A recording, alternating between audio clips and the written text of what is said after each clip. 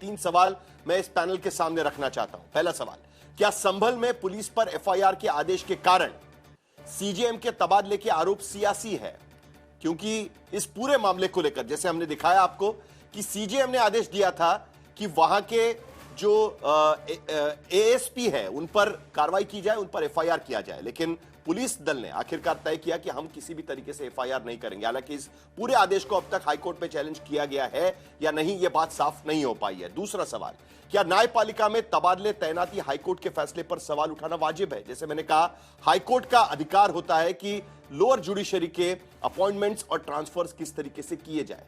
तो ये एसजेएम का जो ट्रांसफर हुआ है उसको लेकर हाईकोर्ट का फैसला, उस पर सवाल उठाना, सियासी सवाल उठाना क्या वाजिब है?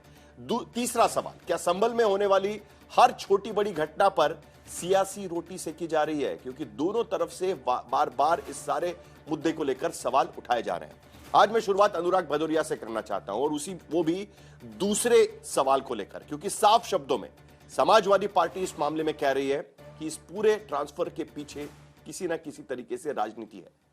तो न्यायपालिका दरअसल इस पूरे मामले में तय करती है, हाईकोर्ट तय करता है कि कौन सा सीजेएम कहां होना चाहिए, उसकी ट्रांसफर क्यों होनी चाहिए, क्या उसके पीछे की वजह, इसमें से कोई भी बात सामने नहीं आ पाई है। लेकिन उसके बावजूद क्यों समाजवादी पार्टी यह सवाल उठा रही है कि इसके पीछे कोई राजनीति है, जानबूझकर यह ट्रांसफर किया गया है?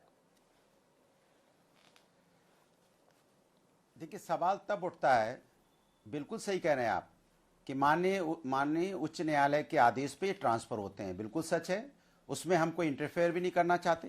लेकिन सवाल तब उठता है जब सीजीएम आदेश देते हैं और कप्तान साहब कहते हैं आदेश गलत है, इसको हम नहीं मानते, तो इसको क्या माना जाए? क्या इस उत्तर प्रदेश की पुलिस कोर्ट से ऊपर हो गई है? अगर कोई विपक्ष के नेता के ऊपर अगर कोई आरोप आएगा तब तो एसपी साहब बहुत एक्टिव हो जाते हैं, फट से अरेस्ट करने के लिए पहुंच जाते हैं।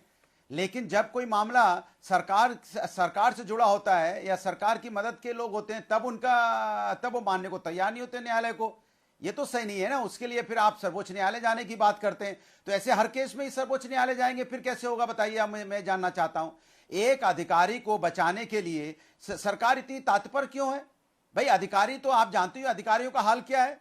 क्या नोएडा में आपने देखा नहीं किसी एक युवराज की किस तरह से मौत हो गई अधिकारी की नाकामी की वजह से? वहां पे डीएम 4 दिन बाद पहुंचती हैं। ऐसे डीएम को सस्पेंड नहीं होना चाहिए? ऐसे डीएम को बचाएंगे आप? ऐसे अधिकारियों को बचाएंगे आप वहां पे? तो सवाल उठता है कि आप अधिकारियों को बचाने लगी। ये सरकार अधिकारियों को बचाने का काम कर रही है। सोचिए, लोकतंत्र में जो लोक सेवा आयोग से यहाँ पे समाज सेवा के लिए या समाज में जिनकी जिम्मेदारी होती है कि अच्छी तरह से काम करें, अगर वो गलत करते हैं, उन पे आरोप लगता है, अगर कोर्ट आदेश देता है उनको अरेस्ट करने, उन पे एफआईआर करने के लिए, तो सरकार उनको बचाने के लिए पूरी ताकत लगा देती है।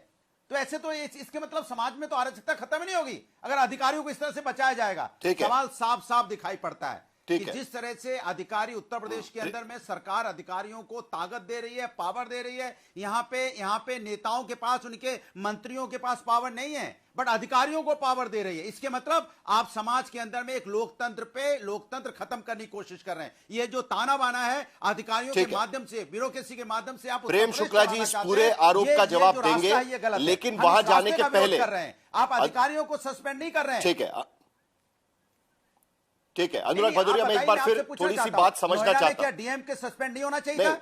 डीएम 4 दिन बाद जाएंगे और शीशा चढ़ा के जाएंगे, शीशा भी नहीं खोलेंगे अपने। प्रेम शुक्ला जी आपके आरोप का जवाब देंगे, आपने लेकिन उससे पहले किस तरह से अनुराग भदौरिया एक एसडीएम साहब थप्पड़ मार रहे हैं, बताइए आप। ठीक जी, मुझे इस बात की क्लैरिटी एक बार फिर चाहिए। आप खुद मानते हैं कि जो एसडीएम का तबादला किया गया है हिमांशु सुधीर का, वो हाईकोर्ट के आदेश के मुताबिक किया गया है? जो सीजेएम जो है उनका तबादला जो किया गया है वो हाईकोर्ट के आदेश के मुताबिक किया गया है, ठीक है। लेकिन उसके बावजूद जब आप अपना ओपनिंग स्टेटमेंट दे रहे थे उसमें बार बार इस बात का जिक्र कर रहे थे कि सरकार इसमें कहीं ना कहीं शामिल है और सरकार के कहने पर यह तबादला किया गया। मैं एक बार फिर जानना चाहता हूं इस बात को, क्या आपका यह कहना है कि सरकार ने दबाव डालकर सीजेएम का तबादला करवाया है हिमांशु सुधीर का? देखिए, मैं फिर आपसे कह रहा हूं कि तबादला का अधिकार माननीय सर्वोच्च न्यायालय को है, उच्च न्यायालय को है। इसमें तो हम कुछ नहीं कह सकते, लेकिन हम इतना तो कह सकते हैं जब कोर्ट ने आदेश दिया कि एफआईआर हो एक अधिकारी के ऊपर में, तो एफआईआर करने से वहां कप्तान साहब क्यों मना कर रहे थे? तो ये मनसा पे शंका होती है कि नहीं होती? बताइए। आप न्यायपालिका के न्याय को भी नहीं मानेंगे, उसके लिए आप अलग से अपनी चलाएंगे, ये तो ठीक नहीं है ना। न्यायपालिका अगर यही आदेश विपक्ष के नेता के खिलाफ होता तब तो लेके अपना अमला जमला पहुंच जाती है पुलिस, तब तो कहती है कि कोर्ट का आदेश है, हमें एफआईआर करनी पड़ेगी। लेकिन यहां पे आप एफआईआर नहीं कर रहे हैं, तो इसके मतलब सरकार अपने अधिकारियों को बचाना चाहती है। कुल मिलाकर समाजवादी पार्टी का आरोप यहां पर यह साफ नजर आता है कि सीजेएम जो एक जुडिशियल अधिकारी है, जो एक जज है वहां के, सरकार को बता रहा हूं, एक मिनट सुन लीजिए, ये अधिकारी किसी के नहीं होते हैं, ये अधिकारी समय के अनुसार हमेशा सत्ता के साथ रहते हैं। ये समझना चाहिए सरकार को, अधिकारियों पे भरोसा करके ये सत्ता चलाना चाहते हैं, इसके मतलब अधिकारी। ठीक है अनुराग भदौरिया। प्रेम शुक्ला जी, कुल मिलाकर समाजवादी पार्टी का या विपक्ष का एक तरीके से आरोप यह है कि दो आदेश सीजेएम के तरफ से दिए गए, जो वहां के लोअर जुडिशरी के प्रमुख है, वहां के जज है, 2 आदेश उन्होंने दिए, दोनों बार वहां की पुलिस के खिलाफ एफआईआर दर्ज करने के आदेश दिए गए, अदालती आदेश दिए गए। 24 दिसंबर को पहला आदेश, दूसरा आदेश 12 जनवरी को। आदेश तो नहीं माना एफआईआर दर्ज करने का, हाईकोर्ट भी नहीं गए। यह कैसे हो सकता है? क्यों आपकी सरकार अदालत ने दिए हुए आदेश को मानने को तैयार नहीं है? प्रेम शुक्ला जी। देखिए, सबसे पहली बात जो है कि श्रीमान अनुराग भदौरिया जो कह रहे हैं वो किस तरह से गलत है, वो स्वयं ही उन्होंने सिद्ध कर दिया कि हाईकोर्ट का आदेश ही सीजेएम का तबादला करने का अधिकार क्षेत्र यह पूरी तरह से हाईकोर्ट का है।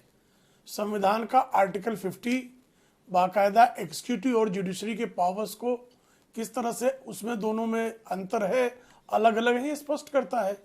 और आर्टिकल 235 स्पष्ट करता है कि हाईकोर्ट जो है वो जो लोअर जुडिशरी है उसमें नियुक्तियों का और तबादले का जो पूरा अधिकार है वो हाईकोर्ट का है। अब इस मामले में जिस मामले की चर्चा यहां हो रही, सीजेएम का आदेश, सीजेएम के आदेश में भी यह लीगल ओपिनियन है कि Om Prakash Ambedkar versus state of Maharashtra के मामले में सुप्रीम कोर्ट ने बाकायदा आदेश दिया हुआ है कि जब तक आप नेचुरल जस्टिस के तहत अधिकारी को सुनते नहीं हैं, जिस अधिकारी पर आरोप लगा है, तब तक एक तरफा आदेश नहीं पारित किया जा सकता। इस मामले में आपके अधिकारी को सुने बिना ही का रास्ता खुला था। सीजेएम की नहीं, सुनिए, मैं मानता हूं इस बात को। प्रेम शुक्ला जी, इस बात को मैं मानता हूं।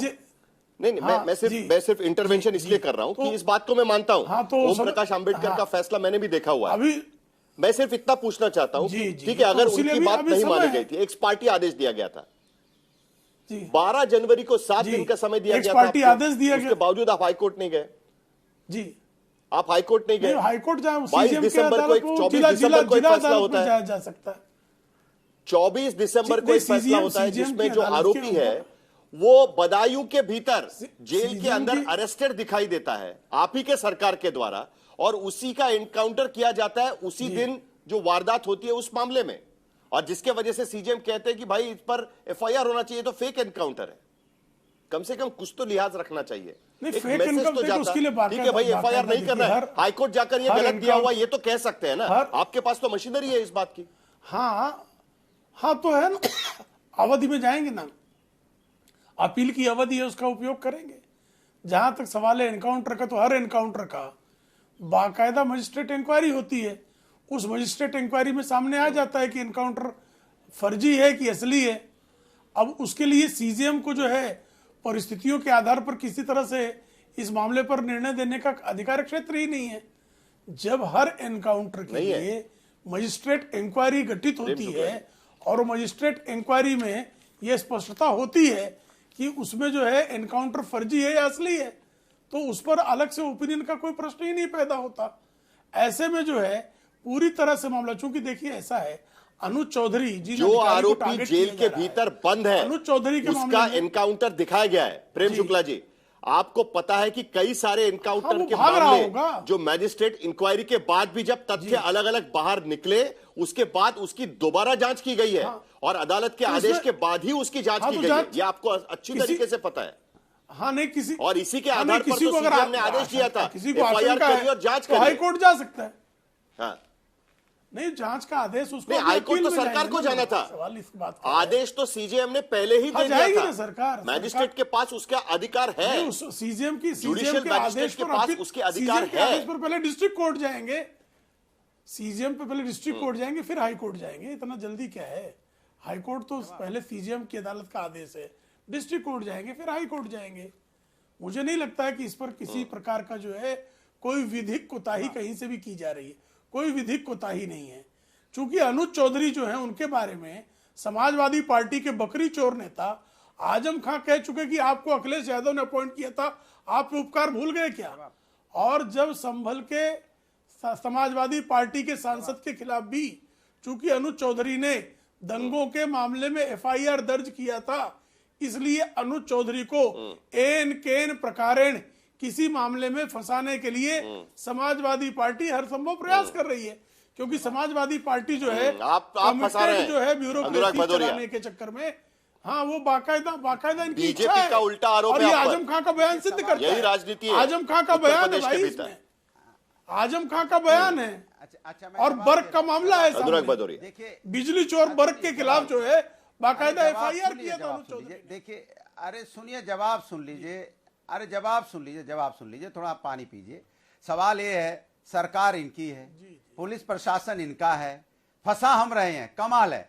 कोर्ट से सीजीएम साहब ऑर्डर करते हैं, तथ्य के आधार पर ऑर्डर करते होंगे, न्यायपालिका को तो आप मानते हो। जब वो ऑर्डर करते हैं तो उसके बाद सजा, उसके एफआईआर के ऑर्डर करते हैं, आप उस एफआईआर को मानने को तैयार नहीं होते हो। आपके कप्तान साहब कहते हैं मैं एफआईआर को नहीं मानते, आप एफआईआर नहीं करते हो, तो मतलब सीजीएम साहब भी झूठे, न्यायालय भी झूठा, और हर बात पे हाई कोर्ट चले जाओ, सुप्रीम कोर्ट चले जाओ। आप इसके मतलब न्याय सरकार नहीं दे पा रही है, न्यायपालिका पे डिपेंड हो गई है, हाई कोर्ट सुप्रीम कोर्ट पे हर चीज को ले जाना चाहते हो। इसके मतलब आपके हाथ में कुछ नहीं, आप कोई न्याय नहीं करना चाहते। तो आप सत्ता में क्यों भाई? सत्ता में क्यों है जब आप कोई न्याय नहीं कर सकते, जनता को न्याय नहीं देना चाहते, अन्याय हो रहा है, और आप हर बात में कहते हो सुप्रीम कोर्ट हाई कोर्ट चले जाओ।